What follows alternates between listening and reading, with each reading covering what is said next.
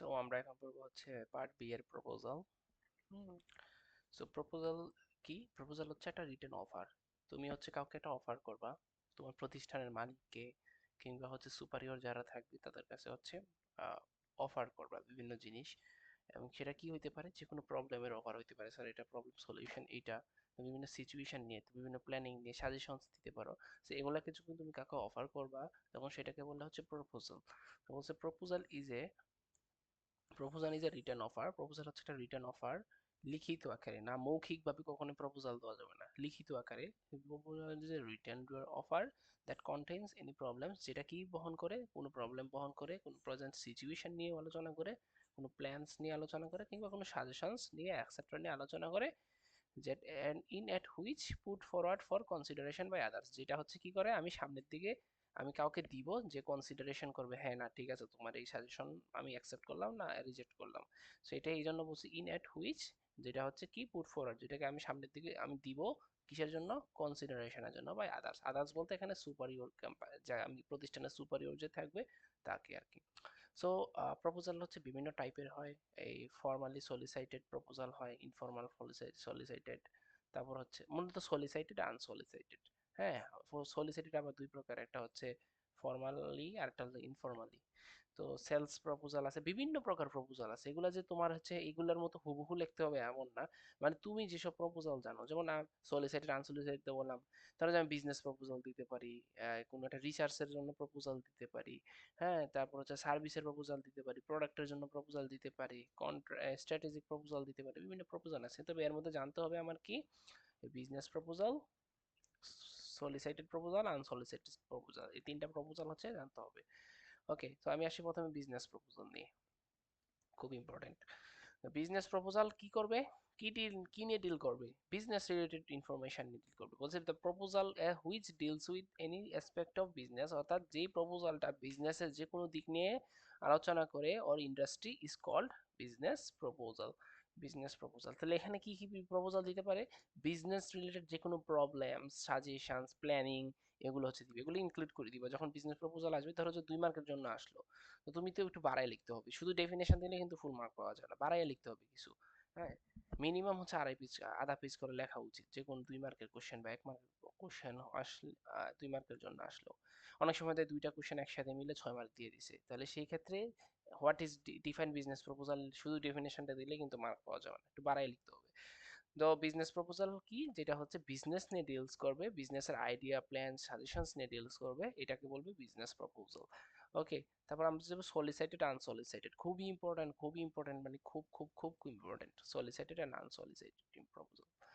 দেখো, সলিসিটেড proposal is when the customer asks for proposal, অর্থাৎ সলিসিটেড প্রপোজালটা কি, কাস্টমার যখন তোমাকে একটা প্রপোজালের জন্য জিজ্ঞেস করবে যে আমাকে একটা প্রপোজাল দাও, তখন সেটা বলে সলিসিটেড প্রপোজাল। এই যে সলিসিটেড প্রপোজাল কি, solicited proposal is when customer asks you for proposal, customer যখন তোমাকে বলবে যে না আমাকে একটা প্রপোজাল দাও। ধরো যে কোনো একটা, তুমি একটা কোম্পানি দিছো যে প্রপোজাল বিক্রি করে, হ্যাঁ, তো এখন তোমার কাছে কাস্টমার এসে বললো যে আমাকে একটা প্রপোজাল, আমাকে সেল দাও, তাহলে এই ধরনের প্রপোজাল গুলোকে বলে সলিসিটেড প্রপোজাল। এবার আসে আনসলিসিটেড কি, এই unsolicited proposal is when company send the customer proposal that they haven't even ask you, অর্থাৎ ওইটা ঠিক উল্টা। ধরো যে তুমি কোম্পানি দিছো, প্রপোজাল কোম্পানি, তোমার কাছে একজন আইসা বললো যে আমার কাছে একটা প্রপোজাল দেন, হ্যাঁ একটা প্রপোজাল বিক্রি করেন, সেটা হচ্ছে সলিসিটেড। আর তুমি কখনো কাস্টমারের কাছে গিয়ে বলবা আমি একটা প্রপোজাল দিতেছি, আপনি কি এটা কিনবেন কিনা, মানে লাগবে নিবেন কিনা এই প্রপোজালটা, এটাকে বলে আনসলিসিটেড। এই জন্য বলছে an unsolicited proposal is when company send customer proposal, অর্থাৎ কোম্পানি যখন কাস্টমারকে প্রপোজাল সেন্ড করে তখন সেটাকে and they have not even asked for, অর্থাৎ যদি জিজ্ঞেস, ধরো তুমি জিজ্ঞেস করো কারো বাড়ি বাড়ি, ওই যে কি বলে এই এই যাদের হচ্ছে দেখা যায় যে আগের আমলে যারা দেশের বাইরে থাকতো তাদের বাড়িতে বাড়িতে কি ইন্স্যুরেন্স কোম্পানি বলতো আপনারা আমাদের কোম্পানিতে ইন্স্যুরেন্স করেন, হ্যাঁ তাই না? তো ওরা কিন্তু বলে না যে আমার বাড়িতে আইসেন ইন্স্যুরেন্সের একটা প্ল্যানিং নিয়ে, ওরা কিন্তু বলে না, তারা জিজ্ঞেস করা ছাড়াই বাড়িতে গিয়ে ঢুকে গিয়ে বলে যে আমাদের ইন্স্যুরেন্সের প্রপোজালটা নেন। তো এটাই বলতেছে, যখন কাস্টমার কাছে, কোম্পানি যখন কাস্টমারের কাছে প্রপোজাল সেন্ড করবে, that they haven't even asked for, তারা বলেও নাই যে আমাকে প্রপোজাল দাও, তারপরে কোম্পানি গিয়ে কি করছে, আমার যে প্রপোজাল দিতে গেছে, তখন সেটাকে বলে আনসলিসিটেড প্রপোজাল। ওকে, সো নেক্সট একটা কোশ্চেন আসে। দেখো, যদি কখনো কোশ্চেন আসে স্ট্রাকচার অফ এ প্রপোজাল অথবা ডিফারেন্ট পার্টস অফ প্রপোজাল। একটা স্ট্রাকচার, একটা স্ট্রাকচার কি, একটা প্রপোজালে কি কি থাকে সবগুলোকে নিয়ে মিলে হচ্ছে স্ট্রাকচার। আর সবগুলোকে আলাদা আলাদা, ধরো যে একটা প্রপোজালের টাইটেল পেজ থাকে, টাইটেল থাকে, পেজ নাম্বার, ডেজিগনেশন থাকে, অর্গানাইজেশনের নাম থাকে, ডেট থাকে, table of content, executive summary, project, তারপর name of designation, address, duration of project, amount of money required, statement থাকে, ব্যাকগ্রাউন্ড থাকে, হ্যাঁ, তারপর হচ্ছে মেথোডোলজি থাকে, অবজেক্টিভস থাকে, টাইম এন্ড কস্ট রিকোয়ারমেন্ট থাকে, এক্সপেক্টেড আউটকাম থাকে, লাস্টে একটা কনক্লুশন থাকে, তাই না? সো স্ট্রাকচার বললেই তো আমি সবগুলো লিখবো। আর যদি পরীক্ষা আসে describe different different parts of proposals, অথবা যদি বলে ডেসক্রাইব ডিফারেন্ট পার্টস না বলে যদি বলে এলিমেন্টস, সেম কোশ্চেন। আমি যখন এটা বলতেছি এটা খাতা অবশ্যই নোট ডাউন করে রাখবা যে describe different parts of proposal অথবা এলিমেন্টস অফ প্রপোজালস, একই কথা, একই কথা, দুইটা জিনিস। অথবা যদি বলে যে স্ট্রাকচার, তাহলে সবগুলো এলিমেন্টস নিয়ে যে স্ট্রাকচারটা হবে সিরিয়ালি সিকোয়েন্স ওয়াইজ, এটাকে বলা হচ্ছে আমার এই প্রপোজালের স্ট্রাকচার। ওকে, তো দেখো, ফার্স্ট অফ অল এটা কি থাকবে, টাইটেল পেজ থাকবে। তো যখন তোমাকে বলবে যে describe the elements of parts of proposal, elements of proposal বা পার্টস অফ প্রপোজাল, তখন তুমি প্রথমে আমার আনসার লিখবা যে হেয়ার, এখানে আমি কয়েকটা পার্ট সম্পর্কে ডিসক্রাইব করতেছি। প্রথমত কি থাকবে, টাইটেল পেজ, তারপরে কি থাকবে, টাইটেল, তারপর থাকবে name and designation, name of organization, date থাকবে, টেবিল অফ কন্টেন্ট থাকবে, এক্সিকিউটিভ সামারি থাকবে, প্রজেক্ট টাইটেল থাকবে। হ্যাঁ, বিশেষ করে দেখো এই অংশটা সবচেয়ে বেশি গুরুত্বপূর্ণ, মানে এগুলো তো অবশ্যই তুমি পরীক্ষা কোশ্চেনে মেনশন করা লাগবে। হ্যাঁ, এই অবশ্যই একটা মেনশন করতে হবে। মেনশন করতে হবে কি, দেখো স্টেটমেন্ট অফ দ্য, দেখো ব্যাকগ্রাউন্ড দিতে হবে, প্রেজেন্ট সিচুয়েশন দিতে হবে, অবজেক্টিভস দিতে হবে। একটা একটা প্রপোজালের মেইন উদ্দেশ্য, মধ্যে উদ্দেশ্য বর্ণনা করে কি, অবজেক্টিভস, মেথোডোলজি অ্যান্ড রিসার্চ। হ্যাঁ, মেথোডোলজি মানে হচ্ছে কি প্রক্রিয়া তুমি সলিউশন প্রবলেমটা সলভ করতেছো, প্রপোজাল দিচ্ছ সেটা, টাইম এন্ড কস্ট রিকোয়ারমেন্ট, অর্থাৎ এই যে প্রপোজাল দিলে এটা কি পরিমাণ টাইম লাগবে, কি পরিমাণ কস্ট হচ্ছে কমাবে, এটা এক্সপেক্টেড আউটকামস, এটা রেজাল্ট কি আসবে, লাস্টে বলবো রেজাল্ট, রেজাল্ট লাস্টে, আর লাস্ট হবে কি, কনক্লুশন, মানে হচ্ছে এটা সারসংক্ষেপ, কনক্লুশন।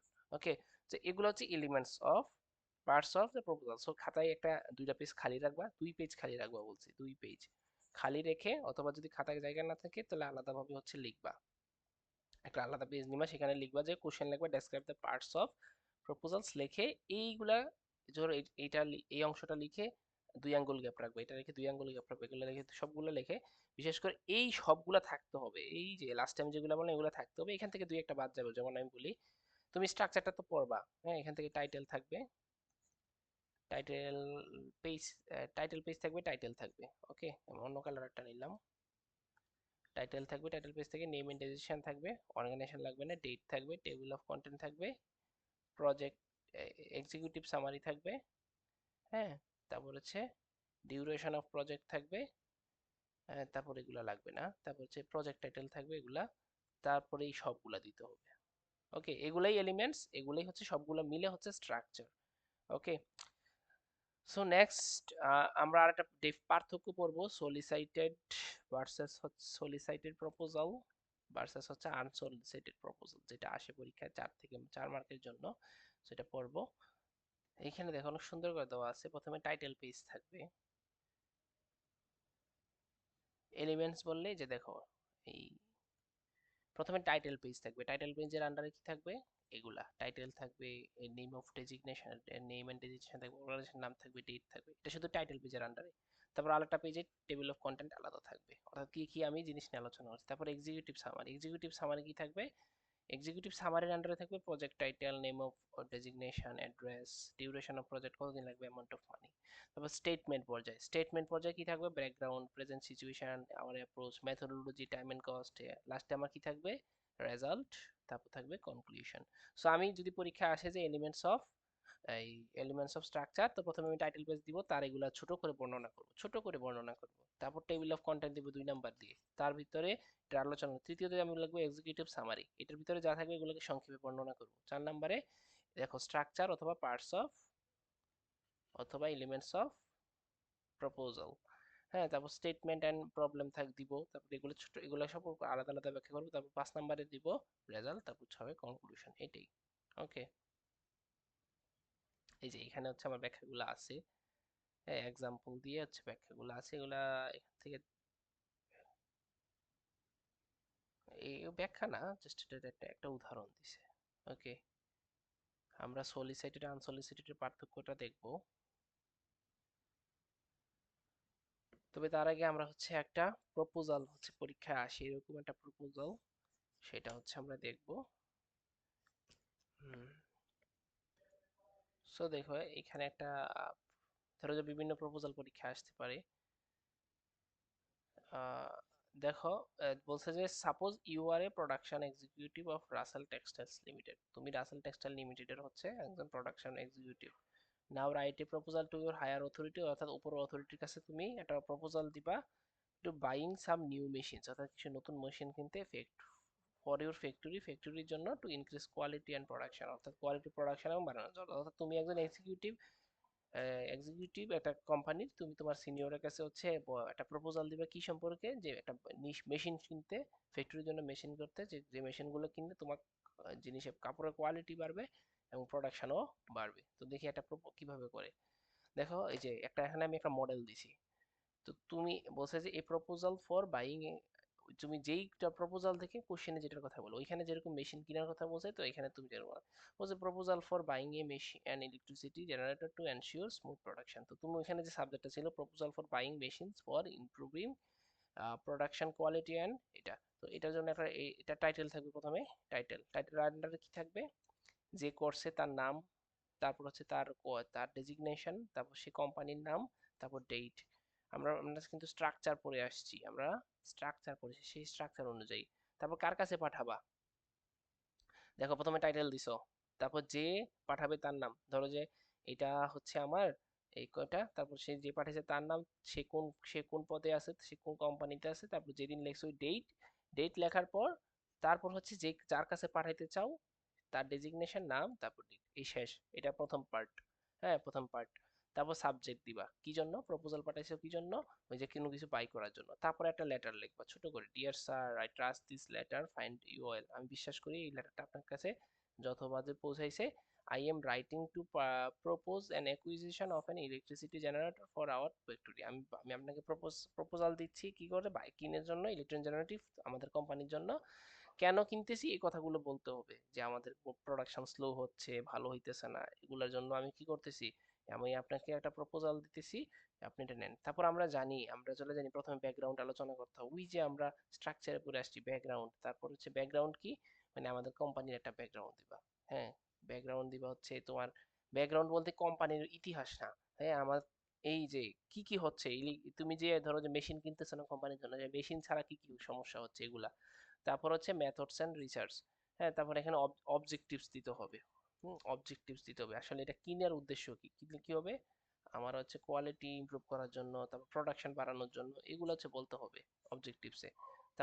তারপর হচ্ছে কি স্পেসিফিকেশন দিবা, তুমি কি কি মোটর কিনতে চাচ্ছ বা কি কি জিনিস কিনতে চাচ্ছ সেগুলোর একটা লিস্ট দিবা। হ্যাঁ, তারপর হচ্ছে তোমার এই টাইম এন্ড কস্ট রিকোয়ারমেন্ট অবশ্যই দেওয়া লাগবে, প্রপোজালের টাইম এন্ড কস্ট রিকোয়ারমেন্ট দেওয়াটা খুব জরুরি। তো দ্য বাজেট ইনক্লুডস হচ্ছে টাইম এন্ড কস্ট, অর্থাৎ এই মেশিনগুলো কিনলে কি ধরনের হচ্ছে টাইম বাঁচবে, কি ধরনের কস্ট হচ্ছে সেভ হবে সেগুলা। তারপর এক্সপেক্টেড আউটকামস, এখানে হচ্ছে বলবো যে রেজাল্ট কি হইতে পারে। হ্যাঁ, লাস্টে হচ্ছে কনক্লুশন, এক্সপেক্টেড আউটকামস আর রেজাল্ট একই কথা, আর লাস্টে একটা কনক্লুশন দিতে হবে যে হ্যাঁ আমি মেশিনগুলো কিনলে আমার কোম্পানির এই লাভ হবে, সুতরাং এই মেশিনগুলো আমাকে কিনে দেন। লাস্টে এটা কিন্তু আমার এর ভিতরে এই প্রপোজাল গুলো যে দিলাম, এগুলো কিন্তু লেটারের ভিতরে লাস্টে এসে ওই যে আমাদের জেনারেল লেটারের মতো একটা থ্যাংক ইউ দিয়ে, যে স্যার আমার এটা অ্যাকসেপ্ট করেন, সিনসিয়ারলি ইউজ, যে লিখছে তার নাম, তার একটা ইমেল বা যে কোনো কিছু দিলে প্রপোজাল শেষ হয়ে যাবে। তো এগুলো হচ্ছে প্রপোজালের হচ্ছে, প্রপোজাল এইভাবেই লিখে। যেমন ধরো যে এখানে এখানে একটা প্রপোজাল দিছে যে suppose you are the production manager of dyeing factory, তুমি একটা ডাইং ফ্যাক্টরি হচ্ছে proposal manager. Now write a proposal to your higher authority, তোমার বসকে হচ্ছে একটা প্রপোজাল লিখতে, to build and effluent treatment plant, হ্যাঁ ইটিপি প্ল্যান্ট তৈরি করতে। ইটিপি প্ল্যান্ট কি এটা আগে একটু বলে নেই। ইটিপি প্ল্যান্ট হচ্ছে ধরো যে ডাইং এ যে কাপড় কালার করে, সে কালার করলে হচ্ছে কি ডাইং এর এই পানি,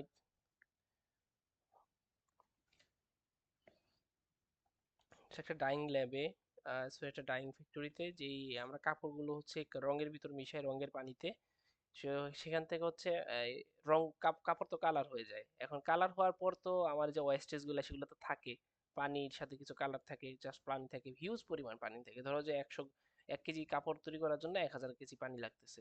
তো সেই পানিটা কি করবে? 1000, ধরো যে এর মধ্যে, আচ্ছা ধরো যে 1000 কেজি পানির মধ্যে 100 কেজি রং আছে, সাপোজ 100 কেজি রং আছে, তাহলে বাকি তো 900 কেজি হচ্ছে পানি। বাকি তো 900 কেজি পানি, সেই পানিটা আমি কি করব? পানিটা পরিবেশে ছাড়া দিলে পরিবেশের একদম হচ্ছে 12টা বেজে যাবে। তখন সেই পানিটাকে পিউরিফাই করা লাগবে। পিউরিফাই করার জন্য যেই প্লান্টের ভিতর নিয়ে পানিটাকে পিউরিফাই করবে সেই প্লান্টের নাম হচ্ছে ইফ্লুয়েন্ট ট্রিটমেন্ট প্লান্ট, যেখানে হচ্ছে পানি হচ্ছে পিউরিফিকেশন, পানিটা আসবে, নষ্ট পানিটা, ওয়েস্টেজটা, সেটাকে ট্রিটমেন্ট করে পানিতে ছেড়ে দিবে। তো সেটা সম্পর্কে একটা প্রপোজাল লিখতে বলছে। তো প্রথমে আমি কি লিখবো? হচ্ছে যে এই যে আমার সাব টাইটেল লিখতে হবে, যে to build an effluent treatment plant in our factory লিখতে হবে, হ্যাঁ। তো এটা হচ্ছে আমার টাইটেল। তারপর আমরা কি লিখবো? যে লিখতেছে তার নাম, ধরো যে লিখতেছে তার নাম লিখলাম যে এমডি শিহাব সিদ্দিকী। তারপর সে এটার কি প্রোডাকশন ম্যানেজার লিখতে হবে, প্রোডাকশন ম্যানেজার। এই যে এখান থেকে আমি জাস্ট উদাহরণটা দিয়ে বলি, যে প্রথমে আমি টাইটেল লিখলাম, তারপর হচ্ছে আমি আমার নাম লিখবো, তারপর আমি যে প্রোডাকশন ম্যানেজার সেটা লিখবো, তারপর হচ্ছে আমার কোম্পানির নাম লিখবো, তারপর আমি ডেট দিব, যে ডেটে প্রপোজাল লিখতেছি, তারপর যেই স্যারের কাছে পাঠাবো সেই স্যারের নাম লিখবো, তার ডেজিগনেশন লিখবো, তারপর স্যার কোম্পানি, এরিয়া, তারপর সাবজেক্টটা লিখবো, যেটা টাইটেল ওইটাই সাবজেক্ট, প্রপোজাল ফর এটা। ওকে, এই যে যেটাই টাইটেল এটাই সাবজেক্ট। তারপর ডিয়ার স্যার বলে বলবো, স্যার আমি বিশ্বাস করি আপনি এগুলা, আমি এটা দেন, এটা দিলেই সুবিধা হবে, এই যে ব্যাকগ্রাউন্ড দিতে হবে, অবজেক্টিভস দিতে হবে, কি সুবিধা হবে, টাইম এন্ড কস্ট রিকোয়ারমেন্ট দিতে হবে, তারপর হচ্ছে এক্সপেক্টেড আউটকাম, কনক্লুশন দিতে হবে, সারসংক্ষেপ, তারপর এই একটা ব্লা ব্লা ব্লা এগুলো দিয়ে হচ্ছে কনক্লুশন দিতে হবে যে কি কি হইতে পারে। লাস্টে হচ্ছে আমার থ্যাংক ইউ দিয়ে ওই যে ইয়ার মতো কস্ট ক্লোজ করে দেবো, সিনসিয়ারলি ইউরস, এমন। এই এই হচ্ছে আমার প্রপোজাল। সো আমাদের এখান থেকে আমি একটা নেক্সট একটা ভিডিওতে আমি আরেকটা দিব, যে আমার সলিসিটেড আনসলিসিটেড এর পার্থক্যটা কি।